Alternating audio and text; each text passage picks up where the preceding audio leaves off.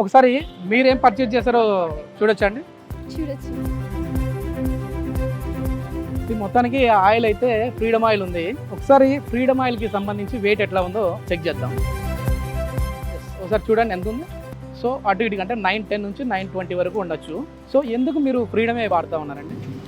అంటే good for health, ఇంకా oil consumption తక్కువ అవుతుంది, ఓకే. సో ఎక్కువ యూజ్ చేయొచ్చు. సో అందుకని ఎప్పటి నుంచి వాడుతూ ఉన్నారు ఇవి? చాలా లాంగ్ టైం నుంచి యూజ్ చేస్తున్నాం. మీరు ఏం పర్చేజ్ చేశారండి?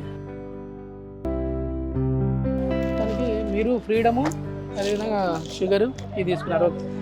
ఏంటంటే ఫ్రీడమ్ వాడడానికి రీజన్ ఏంటండి? ఫ్రీడమ్ వచ్చేసి నో ఫ్లేవర్డ్ ఆయిల్ అండి. Okay okay. అందులో వంటలు చేసినా తక్కువ పీల్చుకుంటుంది, ఎక్కువ వంటకాలు చేసుకోవచ్చు, ఓకే సామాన్యునికి అందుబాటు ధరలో కూడా ఉంటుంది. ఓకే. ఎంత పడిందండి ఇది? ఇది 145 అలా పడుతుంది. మీరు తీసుకున్న ఆయిల్ ఎంత పడిందండి? 125. ఓకే.